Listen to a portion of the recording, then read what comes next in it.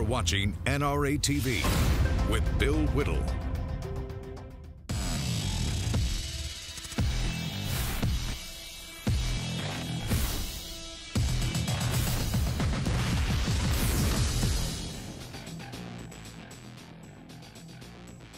Hi, everybody. I'm Bill Whittle, live from Los Angeles, and this is the Hot Mic Show. You know, every year, thousands of people are injured, some of them very seriously, by falling in a shower or slipping and falling in the bathtub. Hot Mic slipped and fell in the toilet, and I don't know how it happened, and I don't want to know. Hopefully, we'll have him back tomorrow. Today's topic is who or what is going to replace the fake news, the mainstream media, fake news media. You know, there's sometimes in life where this cavalcade of catastrophes that have been the progressive movement and so on, watching the left, every now and then there comes a moment that almost makes up for it all, almost. And here's one that I like very much. Right after her defeat, well, not right after her defeat, because as we know, right after her defeat, Hillary Clinton was too busy crying and emotionally hysterical and some reports say blind drunk as well. But 2 or 3 days later, when she pulled herself together and spoke to the American people, one of the reasons she blamed for her loss was this idea of fake news. She's the first person that really brought that term to expression. Here she is just a couple days after her election loss.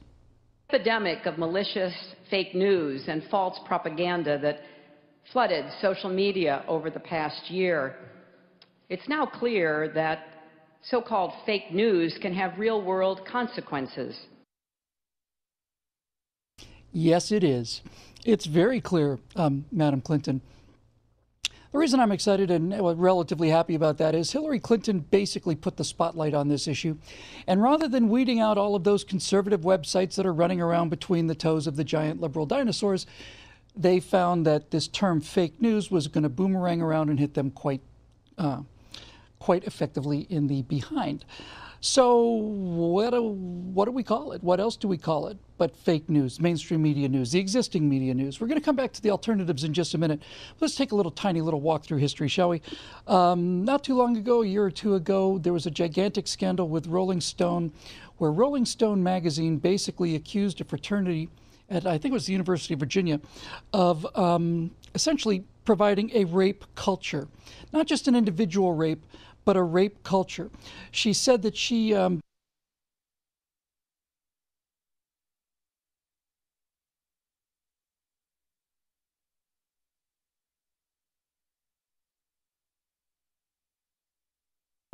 that story, the problem is that the story, you know, didn't actually happen. It was just made up out of whole cloth. Now, the backlash against Rolling Stone for this story, because Rolling Stone went to bat for this. They took this thing all the way as far as they could go. They denied it the way CBS denied the whole thing with Dan Rather, kept denying it, didn't happen, and then finally they admit that it did happen. After enormous backlash, Rolling Stone magazine admits that they did not have any basis for the story. And as you might have seen there by that headline, a recent settlement is awarding the fraternity $1.65 million for defamation. And frankly, I wish it had been more than that. They simply called a bunch of young men a bunch of rapists, and this stuck to them, and their pictures were everywhere, and it just didn't happen. Hey, speaking of things that just didn't happen, especially speaking of rape claims that just didn't happen, you may or may not know of a person named Lena Dunham. She's the darling of the millennial set and big fan of Hillary, and the left looks at her as kind of like this sort of, you know, prophet of the future. Lena Dunham, in a book she wrote called Not That Kind of Girl, talked about her time at Oberlin College and casually mentioned that she'd been sexually assaulted by a Republican whose name I forget, but it was an odd name like Bernard or something like that. And as it turns out, there was a Republican at the college at the time who had the same first name, only this guy had never met Lena Dunham, ever. He'd never, ever met her, and there was proof that he'd never met her. And Lena Dunham had to apologize and admit that she essentially made the story up. She just plain made it up. She made it up because she wants to make conservatives look bad. Same way Rolling Stone, same way everybody else that we're going to talk about. They have to discredit conservatives, and this is the point, folks. They have to, it's actually quite a badge of honor if you think about it. They have to discredit conservatives by inventing stories about what conservatives did when in fact we didn't do those things. And that tells me that if they can't come up with any actual evidence of wrongdoing, that tells me I'm on the right team, and so are you, by the way. So where do we go with this fake news? I mean, we saw it with CNN, right? The CNN published a retraction. A couple of their journalists were fired. This whole thing, again, was a Russia, the full court press to make Donald Trump into a Russian agent. Nope, didn't happen. Fired, retracted, all the rest. We remember our friend James O'Keefe going there and interviewing a couple of people, including, I forget the name of that Marxist communist who they have there. But they said, no, there's really nothing to the story. We know it. So where do we go for news? Well, as it turns out, there is an entire movement coming up very quickly. It's been here for a while, but it's really starting to explode now that the mainstream media news outlets are becoming utterly, utterly useless, and no one has any belief in their credibility whatsoever. There are a lot of them out there, Daily Wire and Instapundit and National Review Online, all the rest. One of them that has been getting my attention lately, though, is called The Rebel. It's actually TheRebel.Media.com, TheRebel.Media.com, and they are reporting stories that you just don't see anywhere. And they're reporting stories as if they were actual unbiased reporters. No, I'm not making this up, honestly. I know, hopefully you're sitting down when you hear the news. So what kind of stories do they cover over at The Rebel Media? Well, here's a story just to kind of warm us up that appeared just a day or two ago. This was covered by The Rebel Media, and the headline is Peak Insanity. That's a great lead. First grader sent to principal's office for misgendering student. Well, what does misgendering student mean? Well, here's quotes from the article. Apparently, there was a little girl, a little first grader, first grader, and she sees a classmate who calls him by the name that she knew him last year. Let's just say it was Bobby. First grader. Hi, Bobby. Well, it turns out that this first grader is a transgendered student now. And so this little girl gets into horrible trouble, and she's called down to the principal's office, where, according to the article, quote, after an hour-long investigation, interrogation is a better word, by the principal, it was determined that the girl hadn't intentionally bullied the transgender student by calling him by his given name. This is America in 2017. Let me just read that one more time. It was determined the girl had not intentionally bullied the transgendered student, the first grade student, by calling him by his given name, by the name that they'd known him for as long as they'd been in school. Regardless, the girl was traumatized and told her mother what had happened, and then the mother is outraged, and I'm outraged, and you're outraged, and it is peak insanity. These are the kind of stories you can get that are true, that are sourced, and they're coming to you via the internet from a place like The Rebel. Now, we talked earlier about Rolling Stone and Lena Dunham making false accusations of rape, and one of the 10 Commandments is thou shalt not bear false witness against thy neighbor. And false witness may not sound like much, but Lena Dunham ruined the life of this guy who she just casually invented, and Rolling Stone ruined the lives of the 4 or 5 people that were named in their article, ruined them, destroyed their lives. And here with the details from another story is our friend Laura Loomer, who's a reporter for The Rebel Media. And Laura brings us a story of real shocking kind of a deterioration in American politics and presumption of innocence and all the rest. Laura, it's good to have you with us.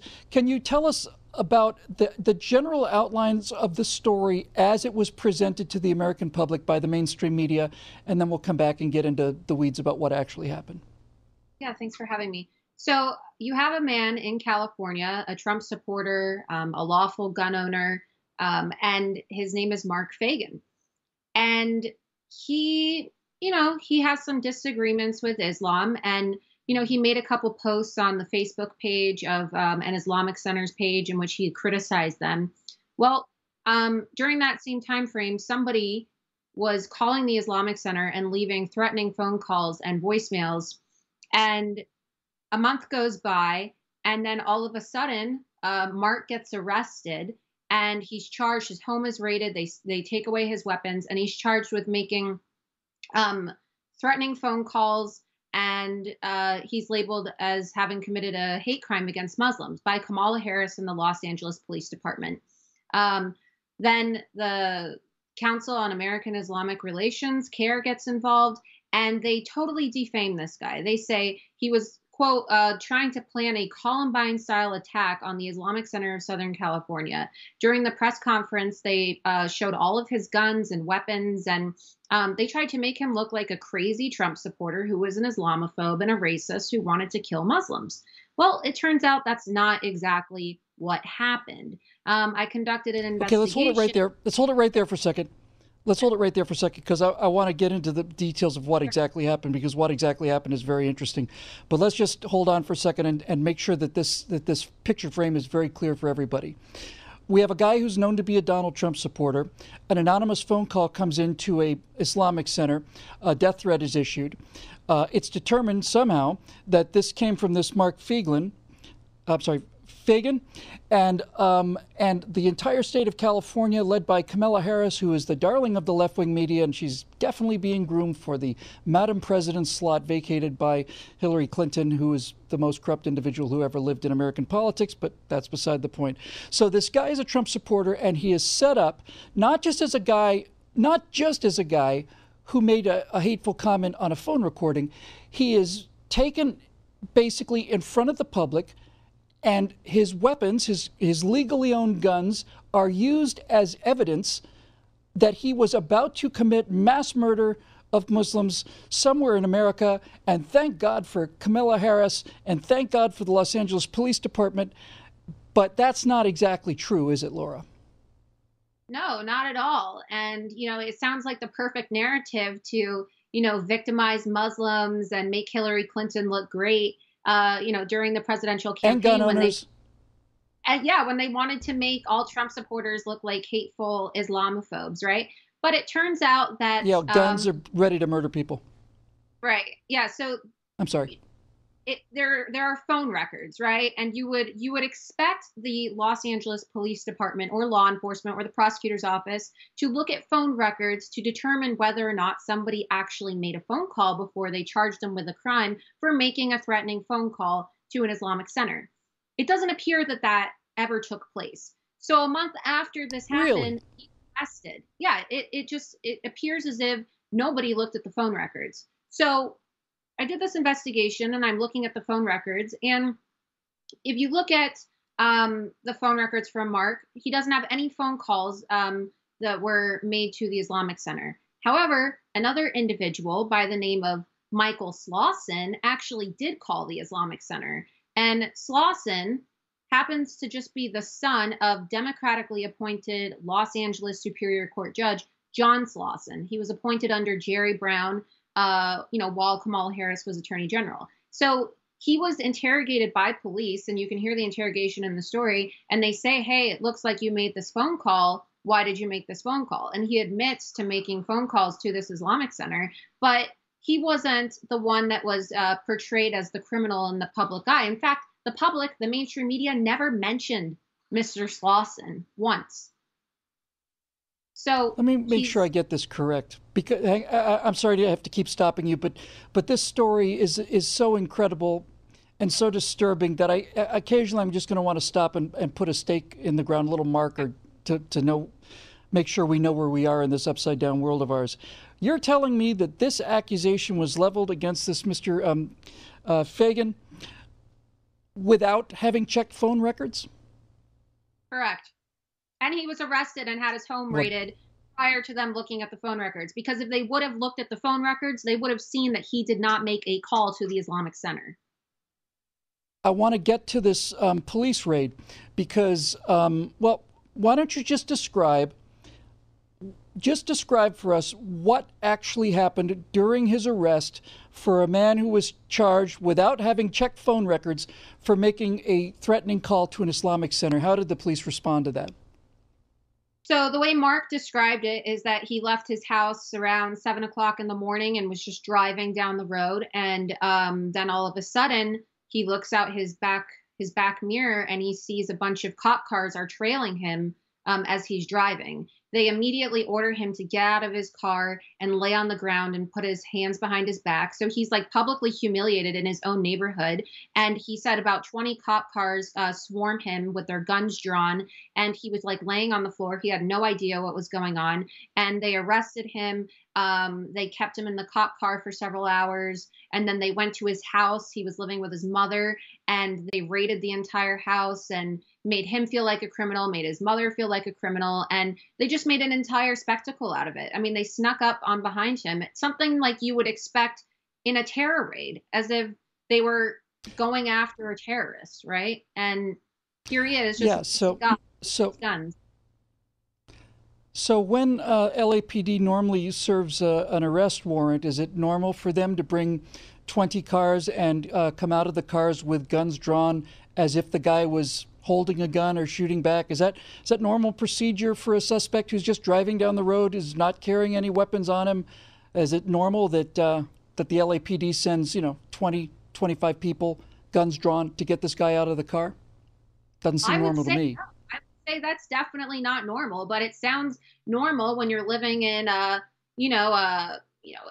election where you have a very corrupt Democrat as Attorney General who seems to be willing to do anything to target conservatives and do anything to champion her narrative. Yeah, that's right. And unfortunately for their narrative, there's hardly a week goes by without some kind of Islamic terror attack somewhere in the world. So I'm just going to speculate, Laura, because I'm just a guy with a good imagination. I'm wondering if these gigantic California liberals didn't think that they needed something on the opposite side of the pan. I'm just going to speculate and say that what they were doing here was looking for a conservative, a Trump supporter, and a gun owner, and portray him as if he had committed the same kind of atrocities that we see from Islamic terrorists. They just got to him in time. And so the balance scales equal, you see. It's, yes, there's some problems with Islamic terrorism, but look at this conservative terrorism that we stopped in the nick of time. Yeah, no, I agree. I mean, you see what happened in San Bernardino, right? It doesn't exactly look good for all those California politicians that told us to welcome Muslims and told us that the only people who commit crimes with, semi-automatic weapons are white conservative males, right? I agree. But, I think what's more troubling, too, is the fact that despite the fact that this information is now known, he's still being charged, right? And there hasn't been any effort made on behalf of Kamala Harris or the LAPD or, the Superior Court System of Los Angeles to clear his name of these charges and set the record straight and say, hey, actually, he wasn't the one who made this threatening phone call. It was this guy. And also address this, wild conflict of interest that we see taking place. I mean, the guy who's representing Michael Slauson, whose phone is actually traced to the call to the Islamic Center, his lawyer is a guy named Trutanich, who's the brother, Dominic Trutanich, who's the brother of Carmen Trutanich. And I'm sure you know who Carmen Trutanich is. He was the former city attorney for Los Angeles. You can only imagine my shock.